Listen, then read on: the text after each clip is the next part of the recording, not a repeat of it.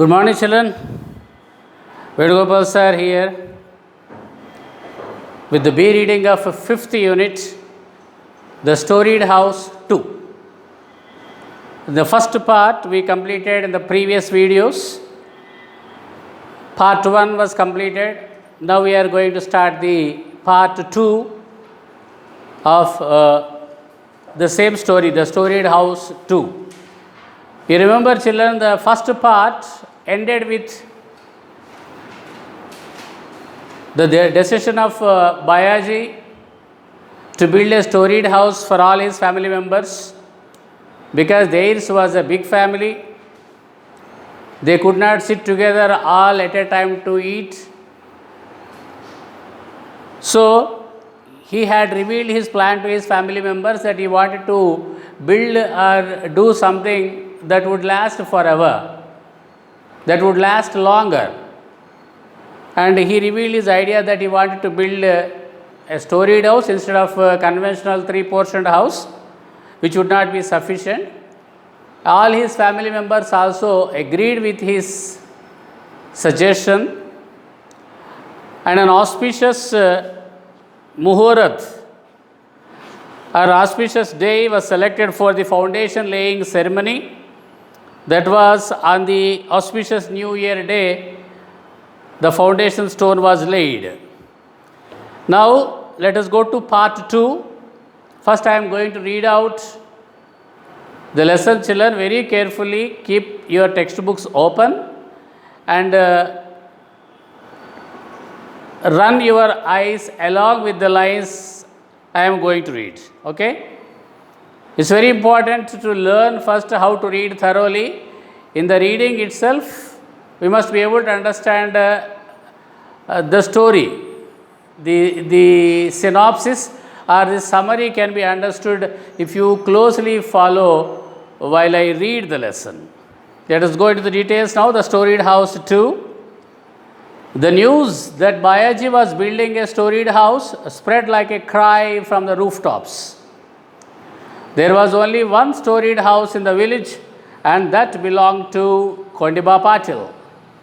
That Bayaji, an untouchable creature, should think of a rival storied house was too much for Kondiba to bear.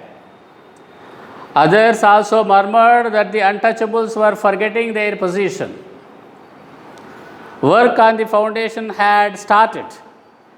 Dattaram Vadar was given the contract of construction. The foundation trenches were filled with mud, bits of stone and other fillings. Work progressed with speed. One day Bayaji saw Kondiba coming towards him and greeted him. "It's with your blessings that I have ventured on this storied house. Baiju, you shouldn't lose your head simply because you have set aside some money. Do you aspire to an equal status with us by building this house? The poor should remain content with their cottage. Understand?" Kondiba remarked rather sharply. "No, Patil, please don't misunderstand me." Bayaji was a little dizzy with nervousness. "How do you say that? One should keep to one's position. You shouldn't let a little money turn your head. I only wish to build a shelter for my family. Then I shall be free to breathe my last." Bayaji answered. "Who says you shouldn't have a house? You can have a small house with 3 convenient portions, a veranda in the front and at the back, and the living section in the middle. Why spend unnecessarily on a storied house?" Patil gave his counsel. "No, but Bayaji faltered. "You may go in for a storied house only if you don't wish to stay in this village. I hope you know what I mean." Kondiba shouted out as a warning and walked away. Other ruffians in the village threatened Bayaji in a similar manner. Out of fear, Bayaji had to abandon plans for the storied house. The conventional three-portioned house was taken up. Work was resumed and the walls rose rapidly. The middle portion was a little elevated and a small first story fixed up there with a wooden flooring. This part could be reached by stairs rising from the kitchen. No one could guess from outside that there was a first story to the house. Bayaji had to make the best of things. The house was complete and the traditional housewarming ceremony was planned. Invitations were sent to relatives in different villages. The village elders, by convention, could not be invited to a meal or refreshments. So they were invited to the ceremonial Pan Supari. Bayaji put up a fine panel in front of the house. His sons worked hard for 2 full days on the decorations. Relatives started arriving. Well-known devotional singers Kadegaonkar Bua, Parasu Bua, Kalekar Bapu Master, Jija Bua and Vithoba of Vadgaon came with their troops. People looked forward with delight to the forthcoming contest among the various troops. In the evening, 4 Petromax lights were hung in the 4 corners of the panel. It lent a unique golden yellow light to the surroundings. Guests were engrossed in conversation. Kondiba Patil was soon there. With him was the thug Bhujaba and 4 or 5 seasoned rascals like Vithoba, Gaikute and Parasu Martanda. These people felt uneasy at the sight of the brand new house, the impressive panel and the crowd of smiling faces. Their eyes roved all over the place. Bayaji led them up the stairs in the kitchen. The first floor looked like a drawing room. The walls were radiant with blue oil paint. The fresh color gave out a pleasant smell. Framed pictures of great men like Lord Buddha, Dr. Baba Saheb Ambedkar, Karmavir Bhaurao Patil, Mahatma Jyotiba Phule and others hung on the walls. The loft-like first floor was filled with a pious and holy ambience. Bayaji spread a rough woolen carpet for Patil and the other high-caste people. Patil sat quietly on that. His companions, rather uncomfortable, took their positions around him. Bayaji offered them the customary betel leaves. Patil accepted the leaves but immediately gave it back to Bayaji with the remark, "Yes, it's all very nice. But why don't you accept the betel leaves?" Bayaji asked nervously. Bhujaba smiled artificially and said, "It's enough that your offering is honored. Is it also necessary to eat it? We will make a move now."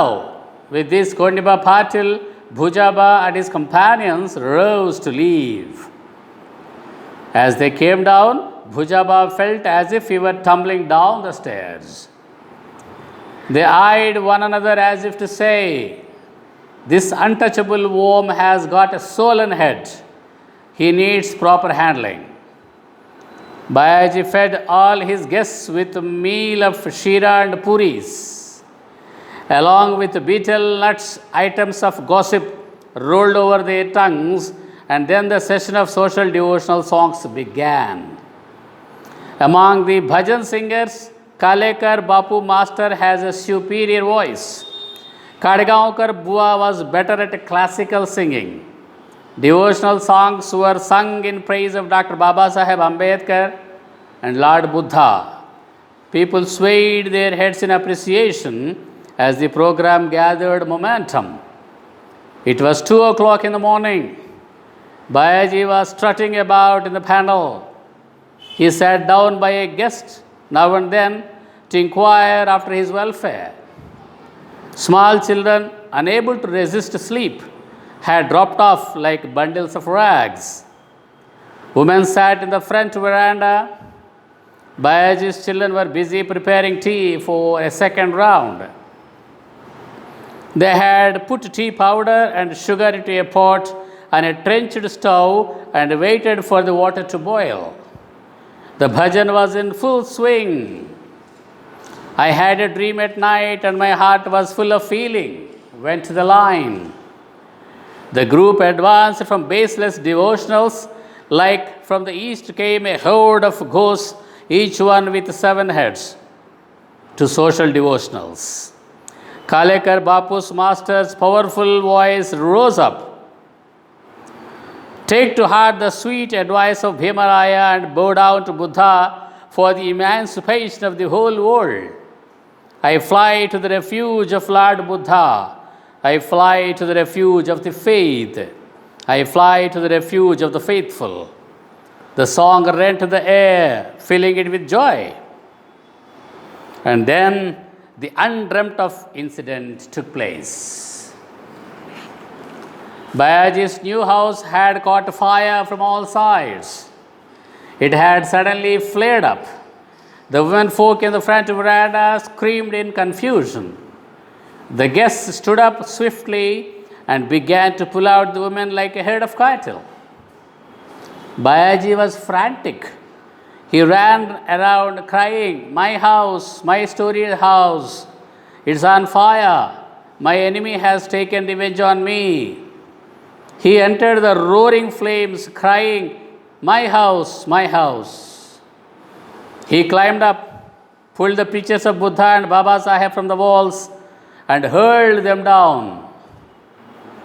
As he was about to come down the stairs, it crumbled down in flames. People pulled up water from a nearby well to put out the dreadful fire, but it could not be easily contained. "Bayaji, jump down! Quick, jump!" People shouted. Women and children were crying and screaming. Now that the staircase had collapsed, no one could go up. Scorched in the flames, Bayaji ran around like a trapped creature, howling all the time, "My house, my house." And then the upper story itself came down with a crash, and along with it Bayaji, with a resounding thud. People pulled him out. Bayaji was burnt all over. He was still wailing, "My house, my house." Bayaji's children encircled him and cried their hearts out. The guests were busy putting out the fire. All Bayaji's hopes had been reduced to ashes. What was the use of putting out the fire now?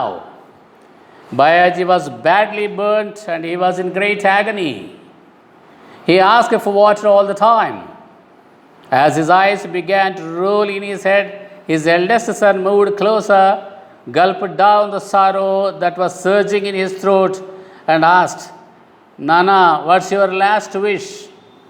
"Sons, I want you to build a storied house. I have no other wish." With these words, his head collapsed like the storied house. Bayaji was quiet, and the fire too had calmed down. Bayaji's mother wept bitterly. "Your father passed away without giving me a burial. At least your hands should have pushed the dust over my dead body. Bayaji, speak to me." She was mad with grief. Bayaji's wife was sobbing her heart out, crying repeatedly, "Who has done this evil to us? Let the house burn to cinders. Save my husband first." The entire family was shattered by the calamity. The spirits of all the men were dampened like a cooking fire on which water has been poured. In the morning, the village officers and witnesses visited the place to record the facts of the accident. Bayaji's death was the result of an accident due to a Petromax flare-up, was their conclusion.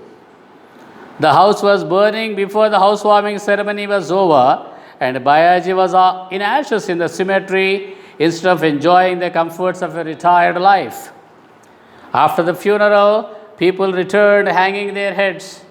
All of them were pained at heart to think that having come to celebrate the housewarming, they had the misfortune to attend the funeral of the host. All were sitting in a sullen mood in the panel when Bayaji's eldest son came out with 3 or 4 baskets, a spade, a pickaxe, and a hoe. He outlined a square with the pickaxe and began to dig. The eldest son was digging, the second was gathering the earth with his spade, and the others were lifting it away in baskets.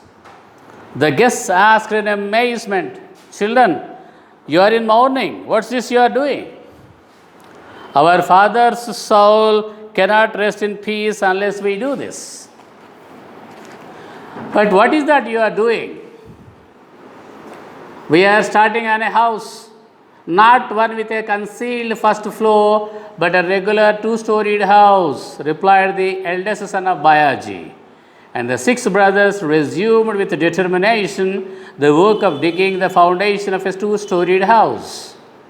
Written by Vaman Govind Hoval.